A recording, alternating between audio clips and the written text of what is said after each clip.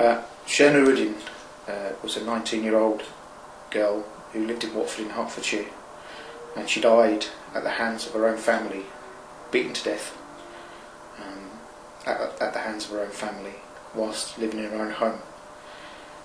I've no doubt that there are other young people going through the same experience, and if Shahena's death can do anything, it may be that those young people have the ability now to come forward and talk to us and know that the police are there to help them and get them out of these situations, and that if they do come forward they will be listened to.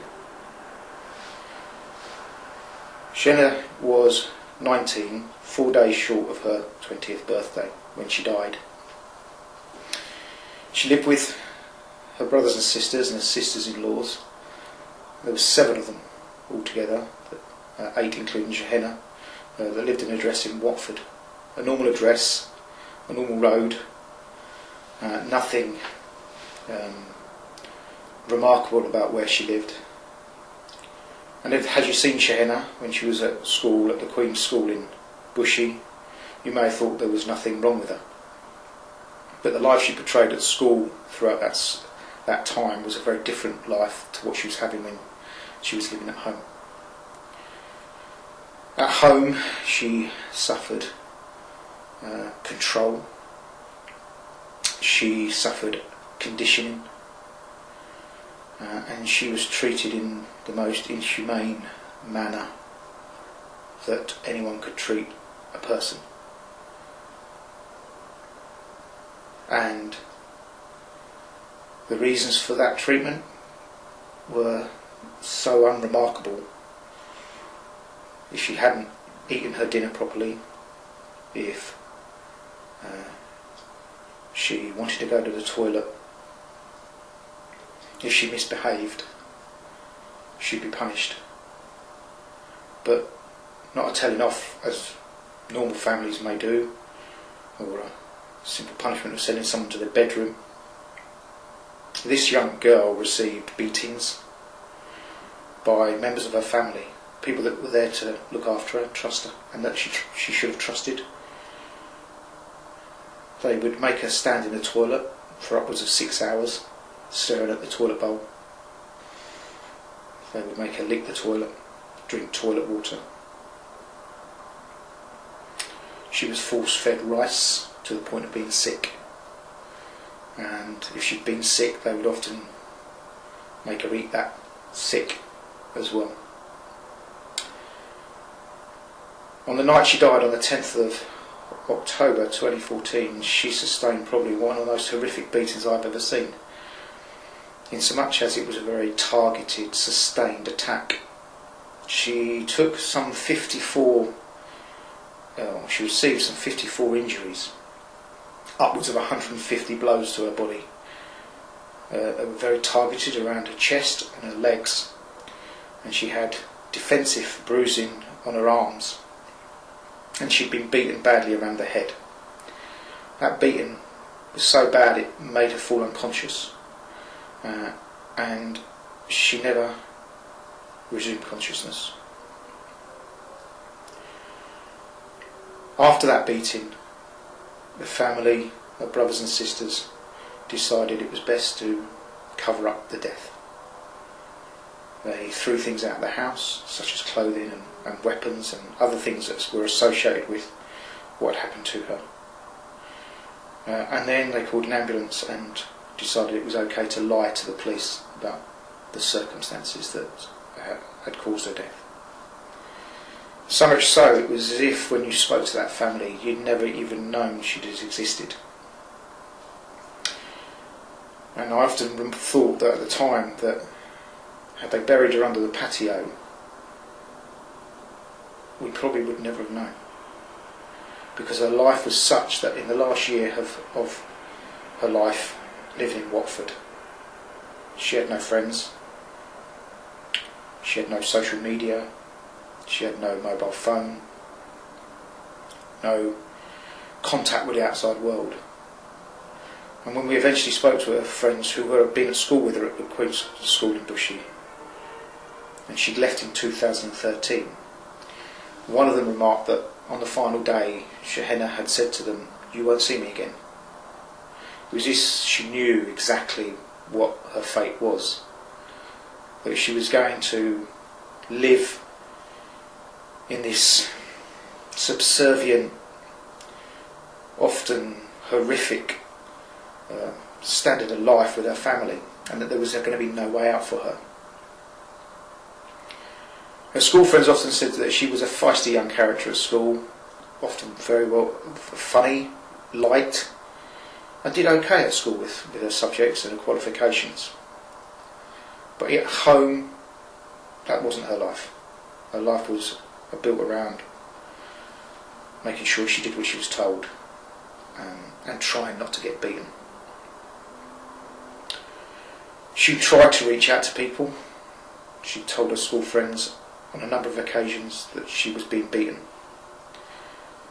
That went up to the teachers, but every time Shahena was confronted, she'd deny it. Her family would often go to the school, remonstrate with those concerned, vehemently deny what was going on at home. She'd also write letters to her sister-in-law, who was the matriarch of the household. Letters that poured out initially adjuration towards the matriarch and love for the matriarch, but those letters quickly changed to pleading not to be punished, pleading to be allowed to leave the house. Those letters were read out in court, and they really did strike an impact as you listen to them. She talks about being beaten, being made to stand on the toilet. She talked about committing suicide. She talked about it being the worst existence that she could ever imagine. That when she'd gone to live with her brothers and sisters, that she thought it was wonderful, that her life was going to start. But within a year of that moving to live there, she was in a world of abuse, and she couldn't get out of it. And she became very vulnerable. And I think that's probably the real striking thing about this case, is that on the face of it, this young girl was trying to get help but couldn't, and she stayed in a house where she was consistently beaten, made to sleep on a floor, punished by standing over a toilet, and she didn't know how to get help. She couldn't get help. How is it that in 2014 and 2015 a young girl of 19 living in Watford has to suffer some of the most horrendous domestic abuse? Why is it that the community, neighbours, other organisations weren't there? Shahena's death, if anything, can send out a message to others that there is people there, there are people there that can help. There are organisations that you can contact. You can come to the police. You can tell the police what is happening. We will listen. We can help get you to a place of safety, and we can deal with those that are the perpetrators of the abuse. And if that's what comes from Shahena's death, then that's a good message.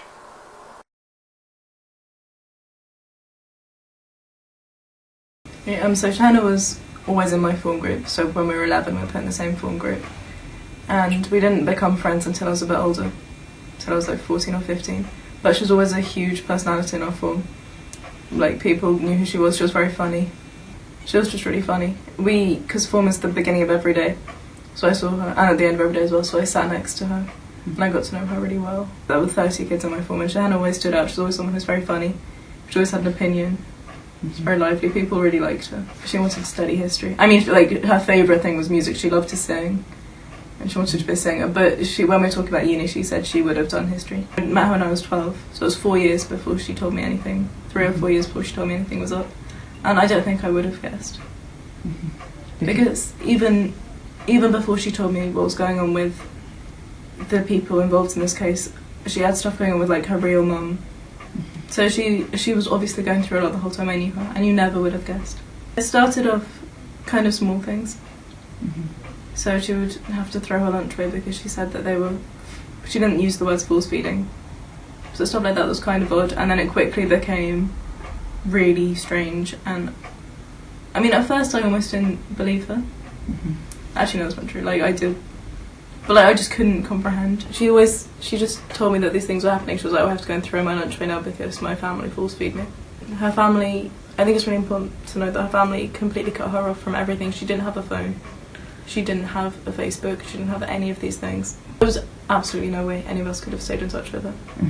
Definitely tell someone straight away, because the person won't want you to go forwards. They'll be scared of you telling your teachers, and you should think that it's in their best interest to go and tell someone, even if it's really scary. And they're like, "No, please don't, I'm too scared."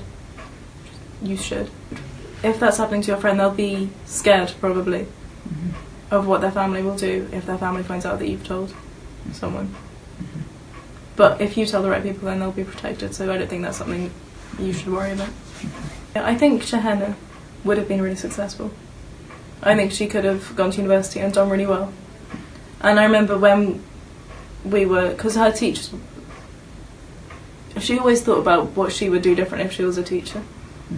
And she always said if she was a history teacher, I mean, she obviously wanted to teach because she liked the subject, but she would have looked out for her students.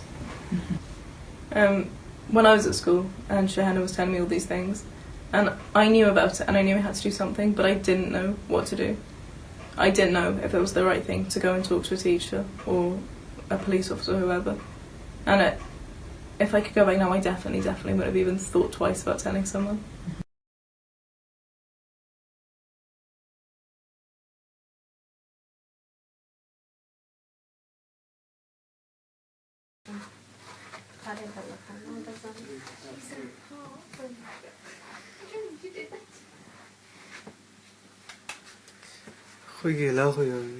Kita hoita. Hoigo. Hello. Oh, yes, I'm going to look well. I'm not Shalazo legal holder. Yes, Afa. Hello. What are you doing? Hurry Candle. Just forget it about her. She's bloody taking her time. Let's take the piss. Oi. What do you mean, yes, I'm coming? What are you doing? Flipping hell. Fucking hell. I'm trying to timing. Hurry up. You can't sort out her like after the Agi then. Look, candles will there hold you down.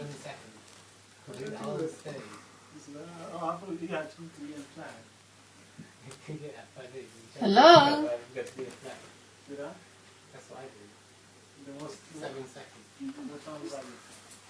Duro falar, you dive. Come on, The trolls of the world doesn't take that long. Why you didn't do that in the bathroom? come on. You didn't tie her in the bathroom. So why she tying her again? Ayo, duro ayo tu.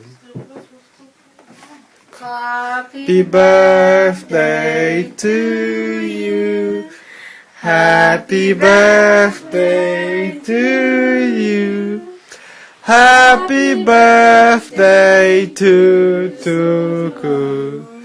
Happy birthday to you. Hip hip. Hip hip. Hip hip. And one for like hip hip. Yay. Make a big wish. Yeah, make a wish. Next year. That's too big. Too big. To get married. Make a wish, man. Make a wish. Just want to make nice. Get married next year. 21. Yay! Turn that on. Turn all the lights on. That's it. Did you make a wish? Side lights on. Side lights on. No. I said well wishing. What? Huh? I didn't hear it. You're laughing halfway through. How can I?